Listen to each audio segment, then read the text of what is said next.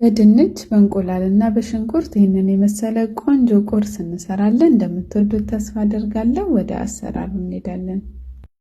መጀመሪያ መጥበሻችን ላይ ዘይት እናደርጋለን። ዘይቱ በደንብ ጋል ሲልልን ድንቹን እንጨምራለን።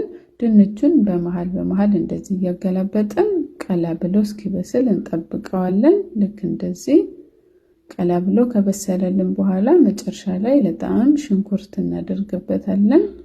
ግማሽ ፍሬ ወይም ደግሞ አነስተኛ ሳይዝ ከሆነች አንድ ሽንኩርት እንጨምርበታለን። ሽንኩርቱም የተወሰነ አንድ ላይ እንዲበስል እንተዋለን። በሳህናችን ላይ ደግሞ ሰፋ ያለ ጎድጓዳ ሳህን ላይ እንቁላል እናደርጋለን። እንቁላሉን በደንብ እንመታዋለን። እንቁላላችንን ከመተን በኋላ ለጣዕም ጨው እናደርጋለን።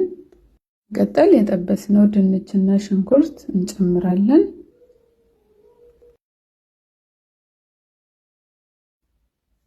ድንቻችንን ከጨመረን በኋላ ከእንቁላሉ ጋር በደንብ እናዋህደዋለን። በዚህ መልኩ ካዋሃድነው በኋላ በባትራ ማንኛውም ጎድጓዳ ኦቨን ውስጥ የሚገባ ነገር መጠቀም ትችላላችሁ። ዘይት ትንሽ ተቀቡትና ድንቹን ጨምራችሁ በ180 ዲግሪ ሴልሺየስ ሞቅ ባለ ኦቨን ውስጥ ለ30 ደቂቃ እናበስለዋለን። 30 ደቂቃ በኋላ እንደዚህ ቆንጆ ሆኖ ነው ይወጣልን።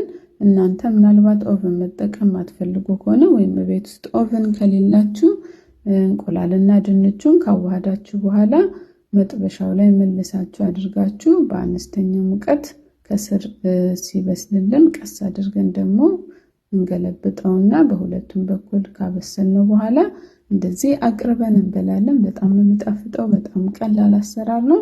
እናንተም ቤታችሁ ሰርታችሁ ሞክሩት። እንደወደዳችሁ ተስፋ አደርጋለሁ። አስተያየታችሁን ጻፉልኝ። ቪዲዮን ከወደዳችሁት ላይክ፣ የምሰራቸው አዳዲስ ቪዲዮዎች እንዲደርሳችሁ ሂዳይስ ኪችንን ፎሎ ማድረግ አትርሱ። በሌላ ስራ ቪዲዮ እስከምንገናኝ ቻው።